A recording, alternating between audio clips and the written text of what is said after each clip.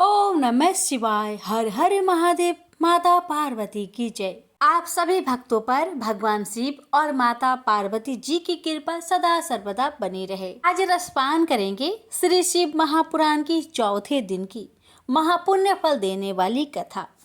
जय भोलेनाथ। सुनिए। प्रयाग में सूत जी से मुनियों का शीघ्र पाप नाश करने वाले साधन के विषय में प्रश्न, जो आदि और अंत में तथा मध्यम में भी नित्य मंगलमयी है, जिनकी समानता अथवा तुलना कहीं भी नहीं है, जो आत्मा के स्वरूप को प्रकाशित करने वाले देवता परमात्मा है, जिनके 5 मुख हैं और जो खेल ही खेल में अनायास जगत की रचना, पालन, संहार, अनुग्रह एवं तिरोभाव रूप 5 प्रबल कर्म करते रहते हैं। उन सर्वश्रेष्ठ अजर अमर ईश्वर अंबिकापति भगवान शंकर का मैं मन ही मन चिंतन करता हूँ। व्यास जी बोले, जो धर्म का महान क्षेत्र है, जहाँ गंगा यमुना का संगम हुआ है, जो ब्रह्म लोकों का मार्ग है, उस परम पुण्यमयी प्रयाग में सत्य व्रत में तत्पर रहने वाले महातेजस्वी महाभाग महात्मा मुनियों ने एक विशाल ज्ञान यज्ञ का आयोजन किया। उस ज्ञान यज्ञ का समाचार सुनकर पौराणिक शिरोमणि व्यास शिष्य महामुनि सूत जी वहां मुनियों का दर्शन करने के लिए आए। सूत जी को आते देखकर वे सब मुनि उस समय हर्ष से खिल उठे और अत्यंत प्रसन्नचित से उन्होंने उनका विधिवत स्वागत सत्कार किया। तत्पश्चात उन प्रसन्न महात्माओं ने उनकी विधिवत स्तुति करके विनय पूर्वक हाथ जोड़कर उनसे इस प्रकार कहा, हे सर्वज्ञ विद्वान रोम हर्षण जी, आपका भाग्य बड़ा भारी है। इसी से आपने व्यास जी से यथारूप में संपूर्ण पुराण विद्या प्राप्त की है। इसलिए आप आश्चर्य स्वरूप कथाओं के भंडार हैं। ठीक उसी तरह जैसे रत्नाकर समुद्र बड़े बड़े सारभूत रत्नों का आगार है। तीनों लोकों में भूत, वर्तमान और भविष्य की जो बात है तथा अन्य भी जो कोई वस्तु है, वह आपसे अज्ञात नहीं है। आप हमारे सौभाग्य से इस यज्ञ का दर्शन करने के लिए यहाँ आ गए हैं और इसी व्यास जी से हमारा कुछ कल्याण करने वाले हैं, क्योंकि आपका आगमन निरर्थक नहीं हो सकता। हमने पहले भी आपसे शुभाशुभ तत्व का पूरा वर्णन सुना है, किंतु उससे तृप्ति नहीं होती। हमें उसे सुनने की बार बार इच्छा होती है। उत्तम बुद्धि वाले हे सूत जी, इस समय हमें एक ही बात सुननी है। यदि आपका अनुग्रह हो तो गोपनीय होने पर भी आप उस विषय का वर्णन करें। घोर कलयुग आने पर मनुष्य पुण्य कर्म से दूर रहेंगे, दुराचार में फंस जाएंगे, सब के सब सत्य भाषण से विमुख हो जाएंगे, दूसरों की निंदा में तत्पर होंगे, पराये धन को हड़प लेने की इच्छा करेंगे, उनका मन पराई स्त्रियों में आसक्त होगा तथा वे दूसरे प्राणियों की हिंसा किया करेंगे। वे अपने शरीर को ही आत्मा समझेंगे। वे मूर्ख, नास्तिक तथा पशु बुद्धि रखने वाले होंगे। माता पिता से देश रखेंगे तथा वे कामवश स्त्रियों की सेवा में लगे रहेंगे। ब्राह्मण लोभ रूपी ग्रह के ग्रास बन जाएंगे। वेद बेचकर जीविका चलाएंगे। धन का उपार्जन करने के लिए ही विधा का अभ्यास करेंगे। मद से मोहित रहेंगे। अपने जाति की कर्म छोड़ देंगे। पराये दूसरों को ठगेंगे, तीनों काल की संध्या उपासनों से दूर रहेंगे और ब्रह्म ज्ञान से शून्य होंगे। दयाहीन, अपने को पंडित मनाने वाले, अपने सदाचार व्रत से रहित, कृषि कार्य में तत्पर, क्रूर स्वभाव वाले एवं दूषित विचार वाले होंगे। समस्त क्षत्रियों भी अपने धर्म का त्याग करने वाले, कुसंगी, पापी और व्यभिचारी होंगे। उनमें शौर्य का अभाव होगा। वे युद्ध से विरत अर्थात रण में प्रीति न होने से भागने वाले होंगे। वे कुत्सित चौर्य कर्म से जीविका चलाएंगे, क्षुद्रों के समान बर्ताव करेंगे। उनका चित्त काम का किंकर बना रहेगा।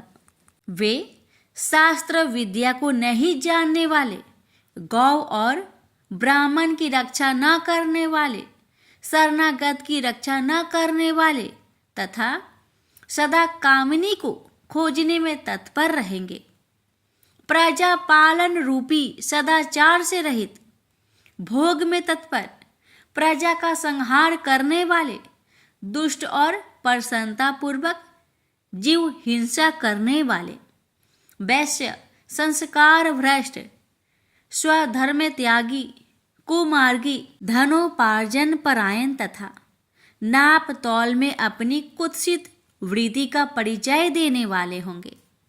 वे गुरु, देवता और दी जातियों के प्रति भक्ति शून्य, कुत्सित बुद्धि वाले, दीजों को भोजन न कराने वाले, प्राय कृपाणता के कारण मुट्ठी बांध कर रखने वाले, पराई स्त्रियों के साथ कामरत, मलिन विचार वाले, लोभ और मोह से भ्रमित चित्त वाले और वापी, कूप, तराग आदि के निर्माण तथा यज्ञ आदि सत्कर्मों में धर्म का त्याग करने वाले होंगे। इसी तरह कुछ क्षुद्र ब्राह्मण के आचार में तत्पर होंगे। उनकी आकृति उज्जवल होगी, अर्थात वे अपना कर्म धर्म छोड़कर उज्जवल वेशभूषा से विभूषित हो व्यर्थ घूमेंगे। वे मूर्ख होंगे और स्वभावतः ही अपने धर्म का त्याग करने वाले होंगे। वे भांति भांति के तप करने वाले होंगे, द्विजों को अपमानित करेंगे, छोटे बच्चों की अल्प मृत्यु होने के लिए आभिचारिक कर्म करेंगे, मंत्रों के उच्चारण करने में तत्पर रहेंगे, सालग्राम की मूर्ति आदि पूजेंगे, होम करेंगे, किसी न किसी के प्रतिकूल विचार सदा करते रहेंगे, कुटिल स्वभाव वाले होंगे और द्विजों से देश भाव रखने वाले होंगे। वे यदि धनी हुए तो कुकर्म में लग जाएंगे, यदि विद्वान हुए तो विवाद करने वाले होंगे, कथा और उपासना धर्मों का वक्ता होंगे और धर्म का लोप करने वाले होंगे। वे सुंदर राजाओं के समान वेशभूषा धारण करने वाले, दंभी, दानमानी, अतिशय, अभिमानी, वृप आदि को अपना सेवक मानकर अपने को स्वामी मनाने वाले होंगे। वे अपने धर्म से शून्य, मूर्ख, वर्ण संकर, कुबुद्धि वाले, महाभिमानी और सदाचारों वर्णों के धर्म का लोप करने वाले होंगे। वे अपने को श्रेष्ठ कुल वाला मानकर चारों वर्णों से विपरीत व्यवहार करने वाले, सभी वर्णों को भ्रष्ट करने वाले मूर्ख और अनुचित रूप से सत्कर्म करने में तत्पर होंगे। कलयुगी स्त्रियां प्राय सदाचार से भ्रष्ट होगी, पति का अपमान करने वाली होगी, सास ससुर से द्रोह करेगी, किसी से भय नहीं मानेगी और मलिन भोजन करेगी। वे कुत्सित हाव भाव में तत्पर होगी, उनका शील स्वभाव बहुत बुरा होगा। वे काम विहल, पर पति से रति करने वाली और अपने पति की सेवा से सदा विमुख रहेगी। संतानों माता पिता के प्रति श्रद्धा रहित, दुष्ट स्वभाव वाली, असत विद्या पढ़ने वाली और सदा रोगग्रस्त शरीर वाली होगी। सूत जी, इस तरह जिनकी बुद्धि नष्ट हो गई और जिन्होंने अपने धर्म का त्याग कर दिया है, ऐसे में लोगों को इहलोक और परलोक में उत्तम गति कैसे प्राप्त होगी? इसी चिंता से हमारा मन सदा व्याकुल रहता है। परोपकार के समान दूसरा कोई धर्म नहीं है। अतः जिस छोटे उपाय से इन सब का पापों का तत्काल नाश हो जाए, उसे इस समय कृपा पूर्वक बताइए, क्योंकि आप समस्त सिद्धांतों के ज्ञाता हैं। व्यास जी बोले, उन भावी आत्मा मुनियों की यह बात सुनकर सूत जी मन ही मन भगवान शंकर का स्मरण करके उन मुनियों से इस प्रकार कहने लगे। सूत जी बोले, हे साधु महात्माओं, आप सबने तीनों लोकों का हित करने वाली अच्छी बात पूछी है। मैं गुरुदेव व्यास जी का स्मरण करके आप लोगों के स्नेह बस इस विषय का वर्णन करूंगा। आप लोग आदर पूर्वक सुने। सबसे उत्तम जो शिव पुराण है, वह वेदांत का सार सर्वस्व है तथा वक्ता और श्रोता का समस्त पाप राशियों से उद्धार करने वाला है। इतना ही नहीं, वह परलोक में परामर्थ वस्तु को देने वाला है। कली की कलमश राशि का वह विनाशक है। उसमें भगवान शिव के उत्तम यश का वर्णन है। हे ब्राह्मणों, धर्म, अर्थ, काम और मोक्ष, इन चारों पुरुषार्थों को देने वाला वह पुराण सदा ही अपने प्रभाव से विस्तार को प्राप्त हो रहा है। हे वृपवरो, उस सर्वोत्तम शिव पुराण के अध्ययन मात्र से वे कलयुग के पाप सक्त जीव श्रेष्ठम गति को प्राप्त हो जाएंगे। अहो, ब्रह्म हत्या आदि महान पाप तभी तक रहेंगे, अर्थात अपने फलों को देने में समर्थ होंगे, जब तक जगत में शिव पुराण का उदय नहीं होगा। आशा यह है कि शिव पुराण सुनने के बाद अंतःकरण शिव भक्ति परायण होकर अतिशय स्वच्छ हो जाएगा। अतः किसी भी पाप कर्म में मानव की प्रवृत्ति ही नहीं होगी। तब ब्रह्म हत्या आदि भयंकर पाप न होने के कारण उस पाप के फल भोग की संभावना ही नहीं है। कलयुग के महान उत्पात तभी तक निर्भय होकर विचारेंगे जब तक यहाँ जगत में शिव पुराण का उदय नहीं होगा। सभी शास्त्र परस्पर तभी तक विवाद करेंगे जब तक जगत में शिव पुराण का उदय नहीं होगा। अर्थात शिव पुराण के आ जाने पर किसी प्रकार का विवाद ही नहीं रह जाएगा। सभी प्रकार से मुक्ति प्रदाता यही रहेगा। अहो, महान व्यक्तियों के लिए भी तभी तक शिव का स्वरूप दुर्बोध्य रहेगा जब तक इस जगत में शिव पुराण का उदय नहीं होगा।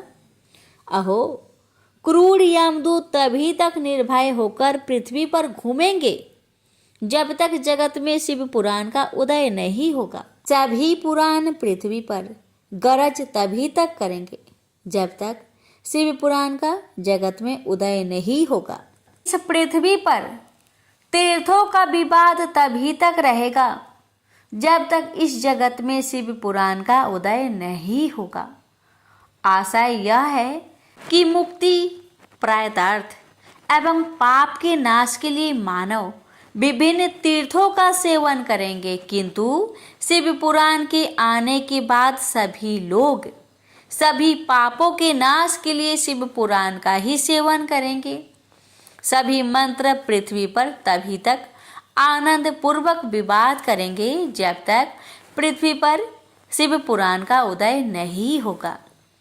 सभी क्षेत्र तभी तक पृथ्वी पर विवाद करेंगे जब तक पृथ्वी पर शिव पुराण का उदय नहीं होगा।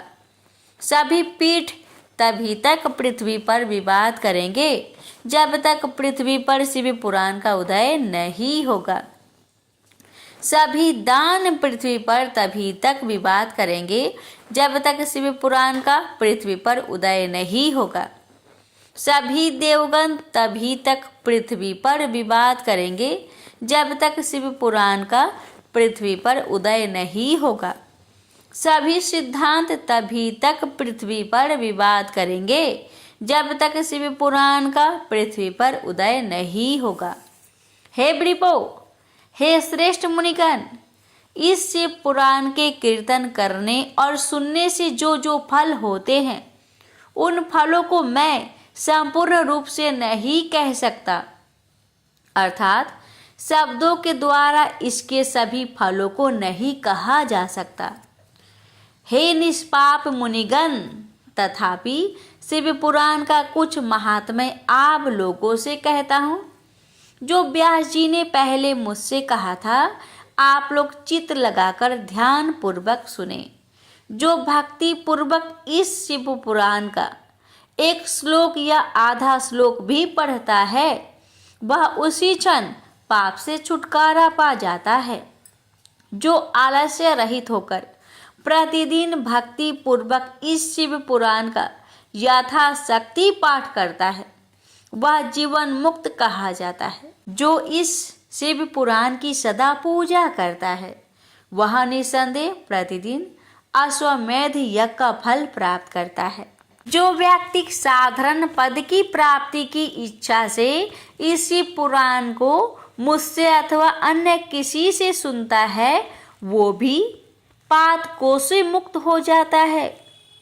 जो इस शिव पुराण को समीप से प्रणाम करता है वह सभी देवों की पूजा फल प्राप्त करता है, इसमें संचय नहीं है। जो इस शिव पुराण को स्वयं लिखकर शिव भक्तों को दान करता है उसके पुण्य फलों को सुने। शास्त्रों का अध्ययन करने और वेदों का पाठ करने से जो दुर्लभ फल प्राप्त होता है वह फल उसको प्राप्त होता है। जो चतुर्दशी तिथि के दिन उपवास करके इस शिव पुराण का शिव भक्तों के समाज में पाठ करता है वह श्रेष्ठ पुरुष है। वह व्यक्ति शिव पुराण के प्रत्येक अक्षर की संख्या के अनुरूप गायत्री के पुरुषाचरण का फल प्राप्त करता है और इस लोक में सभी अभीष्ट सुखों को भोगकर अंत में मोक्ष प्राप्त करता है। जो चतुर्दशी की रात में उपवास पूर्वक जागरण करके शिव पुराण का पाठ करता है या इसे सुनता है उसका पुण्य फल मैं कहता हूँ।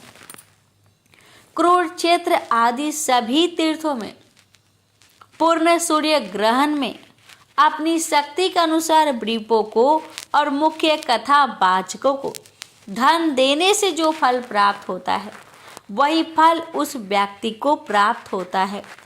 यह सत्य है, सत्य है, इसमें कोई संदेह नहीं है।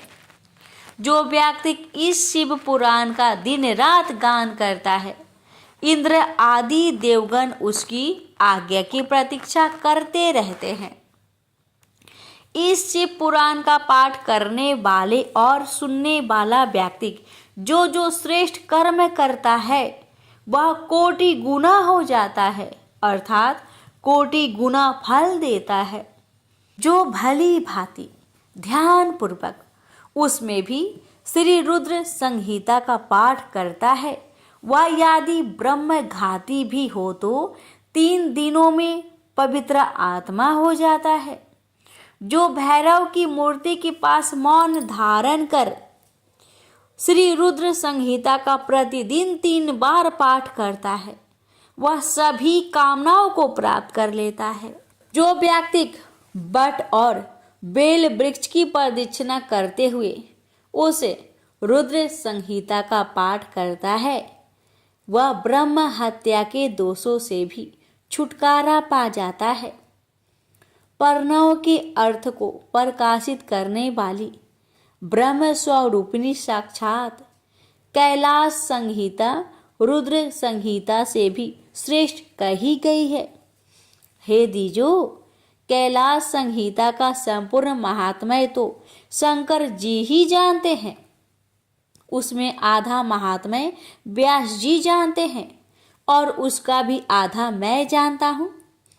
उसके संपूर्ण महात्म्य का वर्णन तो मैं नहीं कर सकता, कुछ ही अंश कहूँगा, जिसको जानकर उसी क्षण चित्त की शुद्धि प्राप्त हो जाएगी।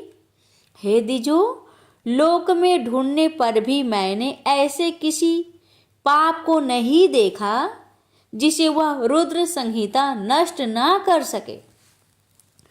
उपनिषद रूपी सागर का मंथन करके शिव ने आनंद पूर्वक इस रुद्र संहिता रूपी अमृत को उत्पन्न किया और कुमार कार्तिकेय को समर्पित किया, जिसे पीकर मानव अमर हो जाता है। ब्रह्म हत्या आदि पापों की निष्कृति करने के लिए तत्पर मनुष्य महीने भर रुद्र संहिता पाठ करके उन पापों से मुक्त हो जाता है। दुष्प्रतिग्रह दुर्भोज्य दुरालाप से जो पाप होता है वह इस रुद्र संहिता का एक बार कीर्तन करने से नष्ट हो जाता है। जो व्यक्ति शिवालय में अथवा बेल के वन में इस संहिता का पाठ करता है वह उससे जो फल प्राप्त करता है उसका वर्णन वाणी से नहीं किया जा सकता। जो व्यक्ति श्रद्धा पूर्वक इस संहिता का पाठ करते हुए श्राद्ध के समय ब्राह्मणों को भोजन कराता है उसके सभी पितर शंभु के परम पद को प्राप्त करते हैं। चतुर्दशी के दिन निराहार रहकर जो बेल के वृक्ष के नीचे इस संहिता का पाठ करता है वह साक्षात शिव होकर सभी देवों से पूजित होता है। उसमें अन्य संहिताएं सभी कामनाओं के फलों को पूर्ण करने वाली है, किंतु लीला और विज्ञान से परिपूर्ण इन दोनों संहिताओं को विशिष्ट समझना चाहिए। इस शिव पुराण को वेद के तुल्य माना गया है। इस वेद कल्प पुराण का सबसे पहले भगवान शिव ने ही प्रणयन किया था।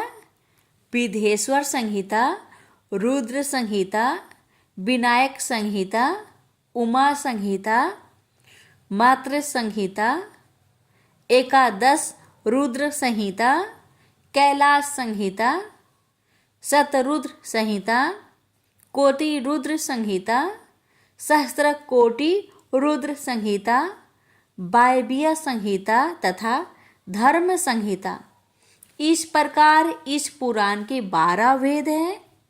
ये 12 संहिताएं अत्यंत पुण्यमयी मानी गई है। हे ब्राह्मणों, अब मैं उनके श्लोकों की संख्या बता रहा हूँ, आप लोग वह सब आदर पूर्वक सुने। विधेश्वर संहिता में 10,000 श्लोक है। रुद्र संहिता, विनायक संहिता, उमा संहिता और मातृ संहिता, इनमें से प्रत्येक में 8,000 श्लोक है। हे ब्राह्मणों, एकादश रुद्र संहिता में 13,000, कैलाश संहिता में 6,000, शतरुद्र संहिता में 3,000, कोटि रुद्र संहिता में 9,000, सहस्त्र कोटि रुद्र संहिता में 11,000, वायव्य संहिता में 4,000 तथा धर्म संहिता में 12,000 श्लोक है। इस प्रकार संख्या के अनुसार मूल शिव पुराण की श्लोक संख्या 1,00,000 है, परंतु व्यास जी ने उसे 24,000 श्लोकों में संक्षिप्त कर दिया है। पुराणों की क्रमशः संख्या के विचार से इस शिव पुराण का स्थान चौथा है। इसमें 7 संहिताएं हैं। पूर्व काल में भगवान शिव ने श्लोक संख्या की दृष्टि से 100 करोड़ श्लोकों का एक ही पुराण ग्रंथ बनाया था। सृष्टि के आदि में निर्मित हुआ वह पुराण साहित्य अत्यंत विस्तृत था। तत्पश्चात द्वापर आदि युगों में देवयान व्यास आदि महर्षियों ने जब पुराण का 18 भागों में विभाजन कर दिया, उस समय संपूर्ण पुराणों का संक्षिप्त स्वरूप केवल 4 लाख श्लोकों का रह गया। श्लोक संख्या के अनुसार यह शिव पुराण 24,000 श्लोकों वाला कहा गया है। यह वेद तुल्य पुराण 7 संहिताओं में विभाजित है। इसकी पहली संहिता का नाम विधेश्वर संहिता है। दूसरी संहिता समझनी चाहिए। तीसरी का नाम शतरुद्र संहिता, चौथी का नाम कोटि रुद्र संहिता, पांचवी का नाम उमा संहिता, छठी का नाम कैलाश संहिता और सातवीं का नाम वायव्य संहिता है। इस प्रकार ये 7 संहिताएं मानी गई है। इन 7 संहिताओं से युक्त दिव्य शिव पुराण वेद के तुल्य परमाणिक तथा सबसे उत्कृष्ट गति प्रदान करने वाला है। 7 संहिताओं से संबंध इस संपूर्ण शिव पुराण को जो आधोपांत आदर पूर्वक पढ़ता है वह जीवन मुक्त कहा जाता है। वेद, स्मृति, पुराण, इतिहास तथा सैकड़ों आगम इस शिव पुराण की अल्प कालों के समान भी नहीं है। यह निर्मल शिव पुराण भगवान शिव के द्वारा ही प्रतिपादित है। शिव शिरोमणि भगवान व्यास ने इसे संक्षेप कर संकलित किया है। यह समस्त जीव समुदाय के लिए उपकार, त्रिविध तपों का नाशक, तुलना रहित एवं सत्पुरुषों को कल्याण प्रदान करने वाला है। इसमें वेदांत, विज्ञानमयी प्रधान तथा निष्कपट धर्म का प्रतिपादन किया गया है। यह पुराण ईर्ष्या रहित अंतःकरण वाले विद्वानों के लिए जानने की वस्तु है। इसमें श्रेष्ठ मंत्र समूहों का संकलन है और यह धर्म, अर्थ तथा काम से संवित है, अर्थात इस त्रिवर्ग की प्राप्ति साधन का भी इसमें वर्णन है। यह उत्तम शिव पुराण समस्त पुराणों में श्रेष्ठ है। वेद वेदांत में वेद रूप से विलसित परम वस्तु परमात्मा का इसमें गान किया गया है। जो बड़े आदर से इसे पढ़ता और सुनता है वह भगवान शिव का प्रिय होकर परम गति को प्राप्त कर लेता है। शिव पुराण की कथा को यहीं पर विराम देते हैं। अब इसकी आगे की कथा अगली वीडियो में अवश्य सुनिएगा। प्रेम से बोलिए हर हर महादेव, माता पार्वती की जय। श्री शिव महापुराण की जय। ओम नमः शिवाय। विष्णु भगवान की पावन कथा। महर्षि कश्यप की 13 पत्नियां थी, लेकिन बिंता और कद्रू नामक अपनी 2 पत्नियों से वे विशेष प्रेम करते थे।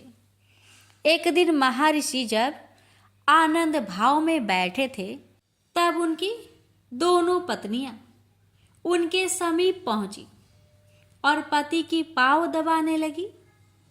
प्रसन्न होकर महर्षि ने बारी बारी से दोनों को संबोधित किया।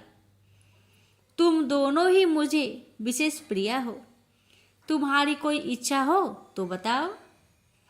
कद्रू बोली, स्वामी, मेरी इच्छा है कि मैं 1000 पुत्रों की मां बनूं। फिर महर्षि ने बिंदा से पूछे। बिंदा ने कहा, मैं भी मां बनना चाहती हूं स्वामी, किंतु 1000 पुत्रों का नहीं बल्कि सिर्फ एक ही पुत्र की। लेकिन मेरा पुत्र इतना बलवान हो कि कद्रू के 1000 पुत्र भी उसकी बराबरी ना कर सके। महर्षि बोले, शीघ्र ही मैं यज्ञ करने जा रहा हूं। यज्ञ उपरांत तुम दोनों की मां बनने की इच्छाएं अवश्य पूरी होगी। महर्षि कश्यप ने यज्ञ किया। देवता और ऋषि मुनियों ने सहर्ष यज्ञ में हिस्सा लिया। यज्ञ संपूर्ण करके महर्षि कश्यप पुनः तपस्या करने चले गए। कुछ माह पश्चात बिंता ने 2 तथा कद्रू ने 1000 अंडे दिए। कुछ काल के पश्चात कद्रू ने अपने अंडे फोड़े तो उसमें से काले नागों के बच्चे निकल पड़े। कद्रू ने खुशी से चहकते हुए बिंता को पुकारा, बिंता देखो तो मेरे अंडों से कितने प्यारे बच्चे बाहर निकले हैं। बिंता बोली, सचमुच बहुत खूबसूरत है कद्रू, बधाई हो बधाई। अब मैं भी अपने दोनों अंडों को फोड़कर देखती हूँ। यह कहकर बिंता अपने दोनों अंडों के पास गई। उसने एक अंडा फोड़ दिया, लेकिन अंडे के अंदर से एक बच्चे का आधा बना शरीर देखकर वह सहम गई। बोली, हे भगवान, जल्दबाजी में मैंने यह क्या कर डाला। यह बच्चा तो अभी अपूर्ण है। तभी फूटे हुए अंडे के बाहर से बालक बोल पड़ा, जल्दबाजी में अंडा फोड़कर तुमने बहुत बड़ा अपराध कर डाला है। फलस्वरूप तुम्हें कुछ समय तक दास्ता करनी होगी। बिंता बोली, अपराध तो मुझसे हो ही गया, लेकिन इसका निवारण कैसे होगा पुत्र? अपूर्ण बालक बोला, दूसरे अंडों को फोड़ने में जल्दबाजी मत करना। यदि तुमने ऐसा किया तो जीवन भर दास्ता से मुक्त नहीं हो पाओगी, क्योंकि उसी अंडे से पैदा होने वाला तुम्हारा पुत्र तुम्हें दास्ता से मुक्ति दिलाएगा। इतना कहकर अंडे से उत्पन्न अपूर्ण बालक आकाश में उड़ गया और बिंता दूसरे अंडे के पकने तक इंतजार करने लगी। समय पाकर अंडा फूटा। उसमें से एक महान तेजस्वी बालक उत्पन्न हुआ, जिसका नाम गरुड़ रखा गया। गरुड़ दिन प्रतिदिन बड़ा होने लगा और कद्रू के हजारों पुत्रों पर भारी पड़ने लगा। परिमाण स्वरूप बिंता और कद्रू के संबंध दिन प्रतिदिन कटु से कटुतर होते गए। एक दिन जब बिंता और कद्रू भ्रमण कर रहे थे, कद्रू ने सागर के किनारे दूर खड़े एक सफेद घोड़े को देखकर बिंता से कहा, बता सकती हो बिंता, दूर खड़ा हुआ घोड़ा किस रंग का है? बिंता बोली, हाँ, सफेद रंग का। कद्रू बोली, शर्त लगाकर कह सकती हो कि घोड़ा सफेद रंग का ही है? मुझे तो इसकी पूंछ काले रंग की नजर आ रही है। बिंता बोली, तुम्हारा विचार गलत है। घोड़ा पूंछ समेत सफेद रंग का है। दोनों में काफी देर तक यही बहस छिड़ी रही। आखिर में कद्रू ने कहा, तो फिर हम दोनों में शर्त हो गई। कल घोड़े को चलकर देखते हैं। यदि वह संपूर्ण सफेद रंग का हुआ तो मैं हारी, और यदि उसकी पूंछ काली निकली तो मैं जीत जाऊंगी। उस हालत में जो भी हम दोनों में से जीतेगी, तो हारने वाली को जीतने वाले की दासी बनना पड़ेगा। बोलो, तुम्हें मंजूर है? बिंता बोली, हाँ, मुझे मंजूर है। रात को कद्रू ने अपने सर्प पुत्रों को बुलाकर कहा, आज रात को तुम सब उच्च श्रवा घोड़े की पूंछ में जाकर लिपट जाना, ताकि सुबह जब बिंता देखे तो उसे घोड़े का पूंछ काली नजर आए। योजनानुसार नाग उच्च श्रवा की पूंछ से जाकर लिपट गए। परिणाम स्वरूप सुबह जब कद्रू ने बिंता को घोड़े की पूंछ काले रंग की दिखाई तो वह हैरान रह गई। बोली, ऐसा कैसे हो गया? कल तो इसकी पूंछ बिल्कुल सफेद थी। कद्रू बोली, खूब तसल्ली से देख लो, घोड़े की पूंछ आरंभ से ही काली है। शर्त के मुताबिक तुम हार चुकी हो, इसलिए अब तुम्हें मेरी दासी बनकर रहना पड़ेगा। विवशता पूर्वक बिंता को कद्रू की दास्ता स्वीकार करनी पड़ी। माता को उदास देखकर गरुड़ ने पूछा, माँ, आप इतनी उदास क्यों रहती हो? बिंता ने अपनी शर्त हारकर दासी बनने की बात बताई तो गरुड़ ने पुनः पूछा, क्या ऐसा कोई उपाय नहीं है जिससे आप कद्रू की दास्ता से मुक्त हो जाएं? बिंता बोली, यह तो कद्रू से ही पूछना पड़ेगा। यदि वह प्रसन्न हो जाती है तो मुझे दास्ता से मुक्त कर देगी। गरुड़ अपनी माता बिंदा को लेकर कद्रु के पास पहुंचा और कहा, क्या ऐसा कोई उपाय हो सकता है? आप मेरी माता को अपनी दास्ता से मुक्त कर दे। कद्रु बोली, हाँ, हो सकता है, बस शर्त है कि तुम मेरे पुत्र को अमृत लाकर दे दो। यह सुनकर गरुड़ सोच में पड़ गया। उसने अपनी माता से पूछा, माँ, अमृत कहाँ मिलेगा जिसे लाकर मैं तुम्हें दासी जीवन से मुक्त कर सकूं? बिंता ने कहा, बेटा, अमृत का पता तुम्हारे पिता बता सकते हैं, तुम उन्हीं के पास जाकर पूछो। गरुड़ महर्षि कश्यप के पास पहुंचे। कश्यप अपने पुत्र को देखकर बहुत प्रसन्न हुए। गरुड़ ने उनसे पूछा, पिताश्री, मैं अमृत लाकर अपनी माता को दास्ता से मुक्ति दिलाना चाहता हूँ। कृपया आप मुझे बताएं कि अमृत कहाँ मिलेगा। महर्षि बोले, पुत्र, देवराज इंद्र ने अमृत की सुरक्षा के लिए बहुत व्यापक प्रबंध कर रखा है, वहां तक पहुंचना बड़ी कठिन है। गरुड़ बोले, इंद्र ने कितने ही कड़े सुरक्षा प्रबंध क्यों ना कर रखे हो, मगर मैं अमृत लेकर जरूर आऊंगा। आप मुझे सिर्फ उस स्थान का पता बता दीजिए। महर्षि कश्यप ने गरुड़ को इंद्र का पता बता दिया। गरुड़ ने फिर पूछा, पिताजी, मुझे भूख लगती है, कृपया ये भी बता दीजिए कि लंबे मार्ग में क्या खाकर अपना पेट भरूं? महर्षि बोले, अमृत जिस स्थान पर रखा है उस सरोवर तक पहुंचने में तुम्हें वक्त लग जाएगा। इस बीच समुद्र के किनारे तुम्हें निषादों की अनेक बस्तियां मिलेगी। ये निषाद बहुत पतित है और इनके आचरण असुरों जैसे हैं। तुम इन्हें खाकर अपनी भूख मिटा लेना। गरुड़ बोला, और उसके बाद भी मेरा पेट ना भरा तो? महर्षि बोले, सरोवर के अंदर एक विशाल कछुआ रहता है और उसके साथ ही वन में एक महाभयंकर हाथी भी रहता है। दोनों ही बहुत क्रूर और आसुरी प्रवृत्ति के हैं, तुम उन्हें भी खा सकते हो। पिता का आदेश पाते ही गरुड़ अमृत सरोवर की ओर बढ़ चला। मार्ग में उसने निषादों को खाकर अपनी भूख मिटाई। फिर अमृत सरोवर पर पहुंचाकर कच्छप और हाथी को अपने पंजों में दबाया और दोनों को खाने के लिए किसी उचित जगह की तलाश में उड़ चला।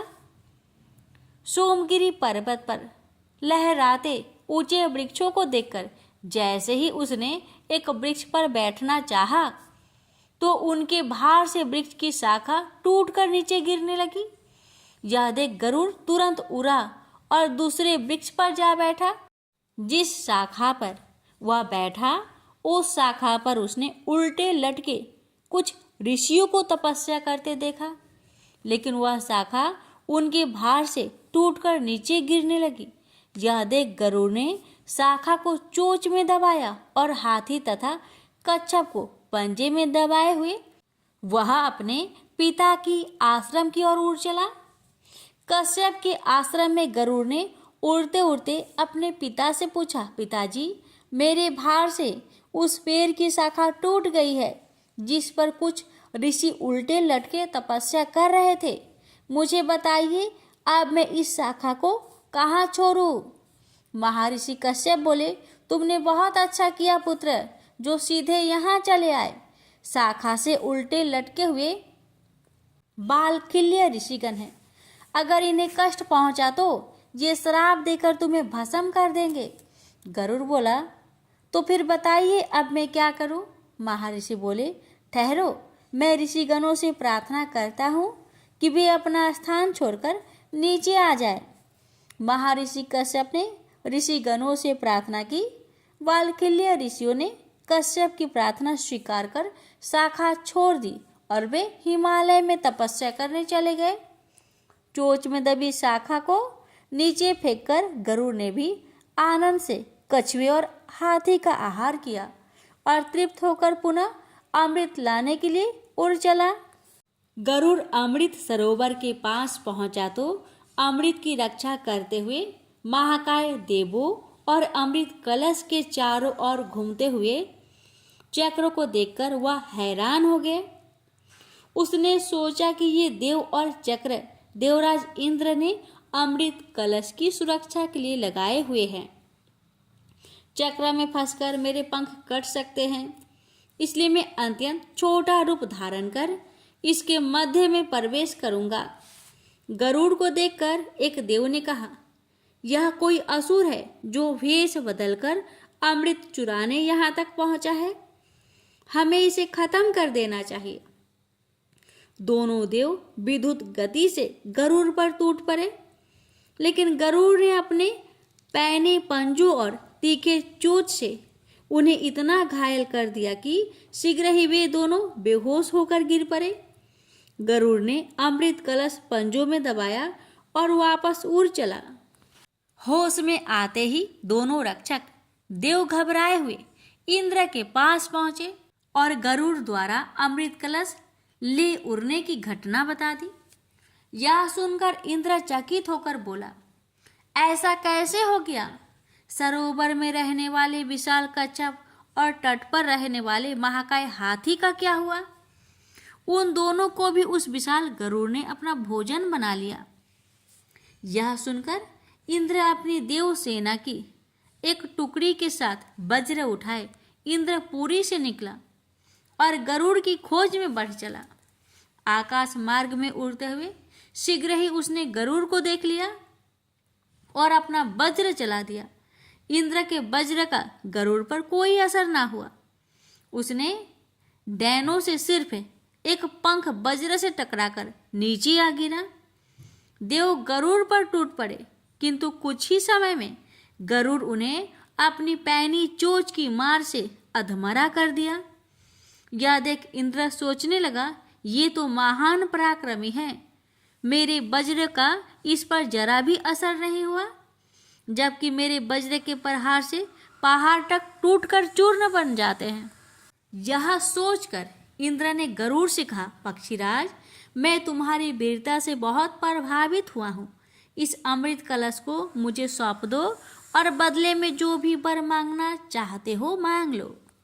गरुड़ बोला, यह अमृत मैं अपने लिए नहीं, अपनी माता को दास्ता से मुक्त कराने के लिए नाग माता को देने के लिए ले जा रहा हूँ, इसलिए यह कलश मैं तुम्हें नहीं दूंगा।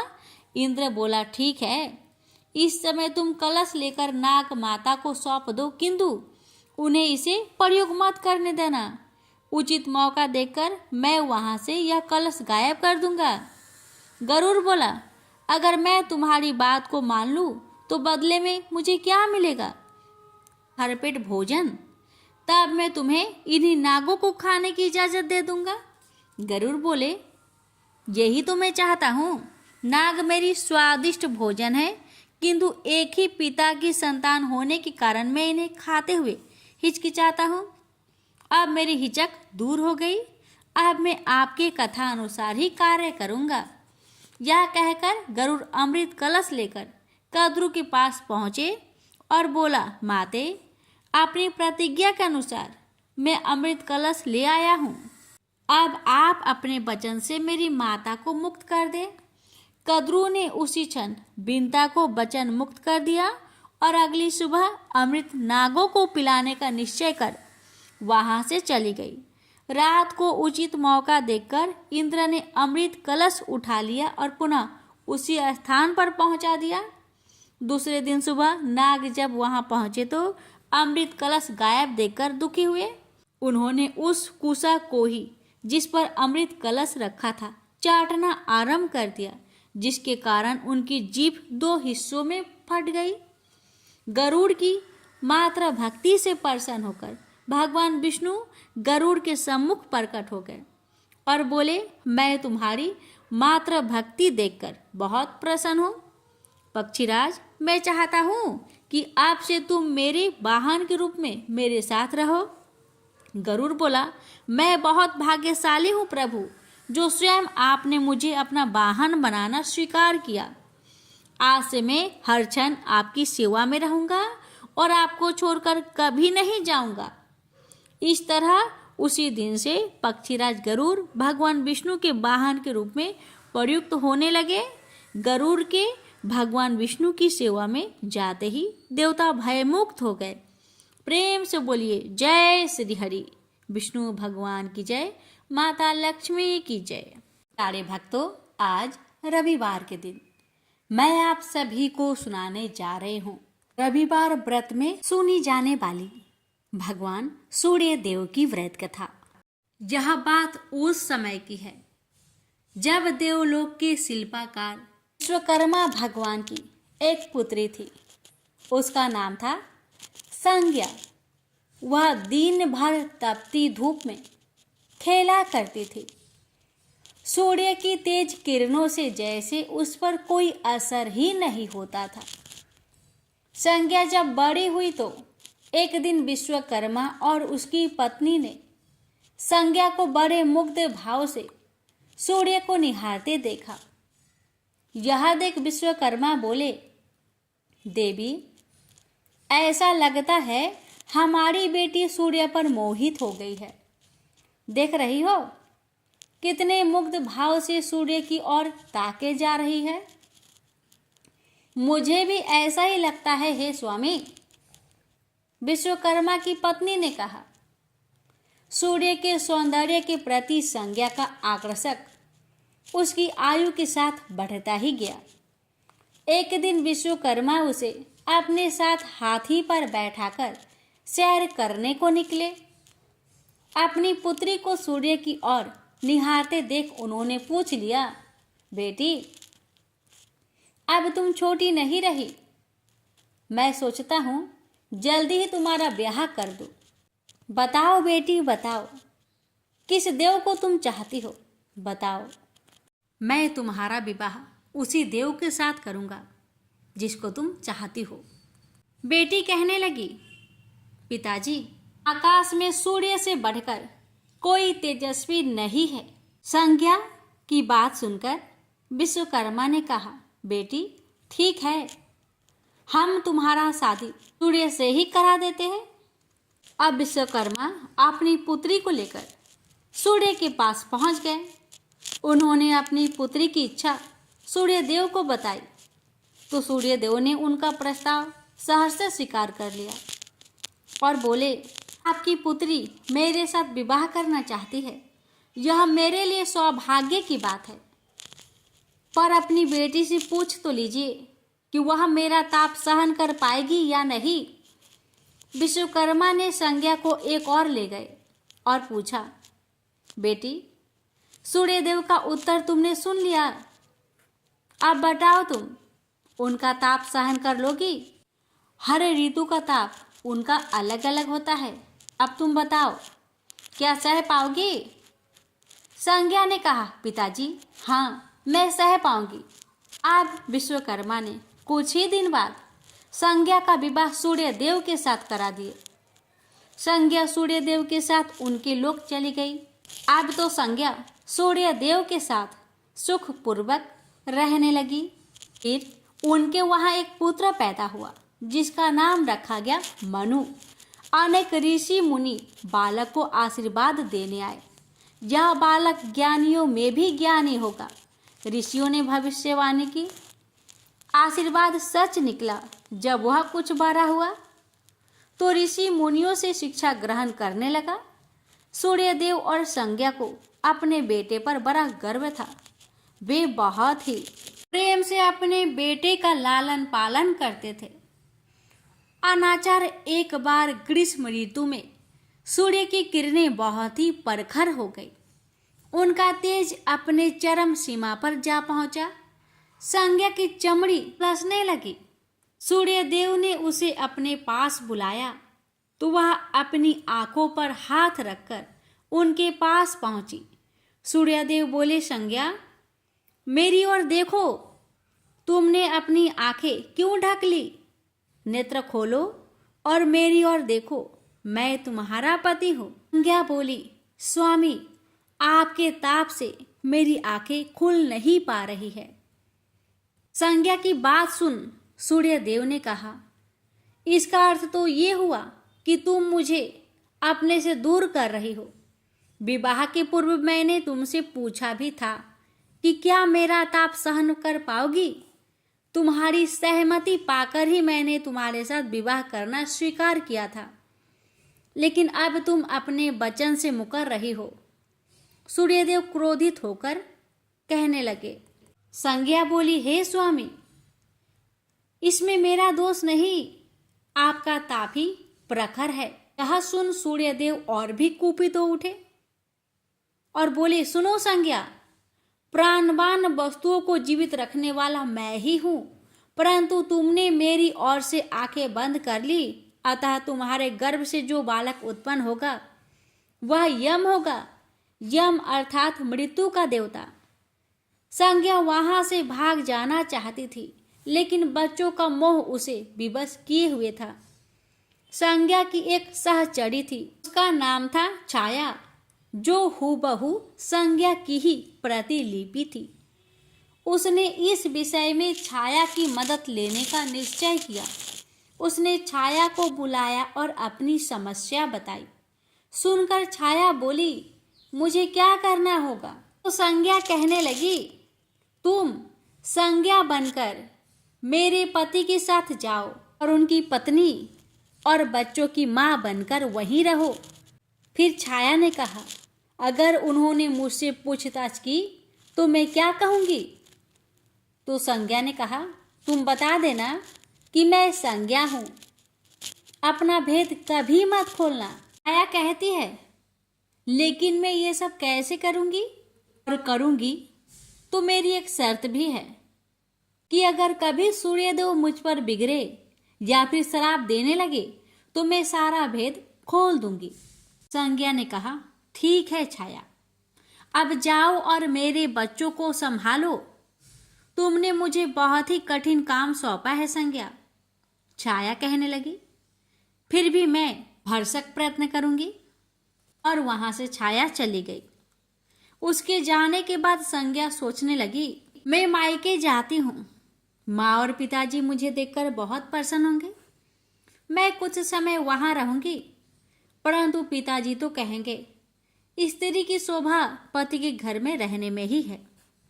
ऐसे ही विचारों में उलझी बेचारी संज्ञा मायके को चल पड़ी। रास्ते में उसके मस्तिष्क में उलझने टकराने लगी। वह सोचने लगी, पिताजी जब मुझे लौट जाने को कहेंगे तब मैं क्या करूंगी? तब मैं जंगल में चली जाऊंगी। इसी सोच विचार के साथ संज्ञा अपने मायके पहुंच गई। पिता ने उसका बड़ा सत्कार किया। बोले, आओ बेटी आओ, सब कुशल मंगल तो है? तो संज्ञा बोली, नहीं पिताजी नहीं, आपने ठीक ही कहा था। ग्रीष्म ऋतु में मैं सूर्य देव के ताप सहन नहीं कर सकी। अब तो संज्ञा कुछ दिन अपने पिता के घर में सुख से रही। एक दिन पिता ने उससे कहा, बेटी संज्ञा, तुम्हारे आने से मुझे बड़ा हर्ष हुआ है, मुझे बहुत अच्छा लगा, परंतु विवाह हो जाने के बाद स्त्री को मायके में अधिक दिन तक नहीं ठहरना चाहिए। अब तुम अपने पति के घर जाओ, फिर कभी हमसे मिलने आना। तुम मुझे बहुत प्यारी हो, किंतु पति का घर ही स्त्री का घर होता है। यही मैंने सोचा था, संज्ञा मन ही मन बोली। और एक रात चुपचाप पिता का घर छोड़कर वह जंगल में चली गई। वह सोचने लगी, मैं सूर्य के सामने नहीं जा सकती, अतः घोड़ी बन जाती हूँ। उस रूप में मुझे यहाँ कोई पहचान नहीं पाएगा। घोड़ी का रूप धारण कर संज्ञा सूर्य के ताप की शक्ति को कम करने के लिए तपस्या करने लगी। तो छाया ने सूर्य के यहाँ जाकर संज्ञा का स्थान ले लिया। सूर्यदेव ने उसे संज्ञा ही समझा। वे बोले, तुम लौट आई मेरे यहाँ? तो छाया कहने लगी, क्षमा कर दो स्वामी, मैंने अपनी दुर्बलता को जीत लिया है। छाया बड़े ही खेद स्वर में बोली। सूर्यदेव कहने लगे, संज्ञा, मैं तो कब का ही तुम्हें क्षमा कर चुका हूँ। अब घर की जिम्मेदारी संभालो, बच्चों का लालन पालन करो। छाया ने कक्ष में लेटे दोनों बच्चों पर निगाह डाली और घर की जिम्मेदारियां संभाल ली। छाया इस घर में सुखी थी। वह प्राय सोचा करती थी कि बेचारी संज्ञा को कितना अच्छा घर त्यागना पड़ा उसे। क्या वह कभी नहीं लौटेगी? समय पाकर छाया को एक पुत्र हुआ। पुत्र पैदा होने के बाद वह कुछ चिंतित रहने लगी।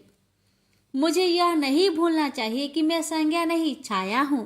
छाया ने एक पुत्र और पुत्री को जन्म दिया। अब छाया का व्यवहार बदलने लगा। वह अपने बच्चों से तो ज्यादा प्यार करती, लेकिन संज्ञा के बच्चों को तारने और उनके साथ दुर्व्यवहार करने लगी।